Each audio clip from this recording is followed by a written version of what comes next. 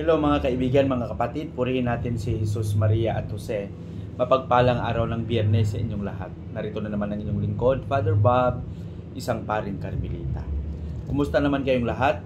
Ang aking dalangin ay na nasa mabuting kalagayan lang kayo at ang inyong patuloy na pagsisikap na maging mabuti palagi sa lahat ng inyong ginagawa. Amen? Sa araw na ito, nasa katapusang araw na tayo sa buwan ng Pebrero 28, 2025. Ang ating pagninilay sa araw na ito ay ibabahagi sa atin ni San Marcos, Kapitulo 10, versikulo 1 hanggang 12. Sinabi dito ni Jesus sa mga tao, "Ginawa ito ni Moises dahil sa katigasan ng inyong mga puso, sa katigasan ng inyong mga ulo." Bakit ano ba ang nangyari dito sa ating ebanghelyo? Dito isinalaysay ni Jesus yung tungkol sa pagiging tapat sa pagmamahal, sa pag-ibig, sa konteksto ng mag-asawa. Dahil sinabi dito na parang kung hindi na gusto ng babae yung kanyang asawa, anytime pwede niyang hiwalayan. Yung lalaki ganun din. Pwede siyang sulat ng paghihiwalay sa kanyang asawa kung hindi niya na gusto. So ang gustong iparating sa ating ebanghelyo ay hindi ganon, na paggusto-gusto lang. Kundi sana yung pagsasamang ito, yung pagmamahal na ito ay nakaugat sa tapat na pagkakilanlan, sa tapat na pagmamahalan. Kaya nga sabi ng mga disipulo, sabi ng mga Pariseo, ng mga Hudyo dito, bakit pinahintulutan ni Moises na hiwalayan yung asawa sa kaniyang kagustuhan? Sabi ni Jesus, pinahintulutan ni Moises dahil ito sa katigasan ng inyong mga puso. Mga kaibigan, mga kapatid, ang pagkakasala ay dumarating sa ating buhay, bunga ng katigasan ng ating ulo, bunga ng katigasan ng ating puso. Dahil una sa lahat, ang iniisip natin ay yung ating personal lang na kapakanan.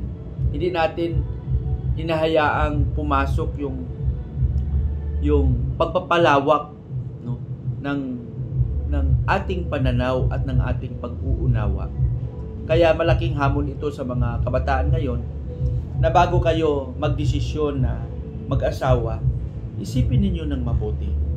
Ano ba ang dahilan bakit gusto mong pakasalan ang iyong girlfriend? Baka nabigla lang, no? So ibig sabihin, ang pinakamalalim na dahilan kung bakit mo siya pakasalan ay dahil mahal mo siya. Nagmamahalan kayong dalawa. Ang lahat ay kumikilos diyan sa pagmamahalan. Kung mahal ng bawat isa,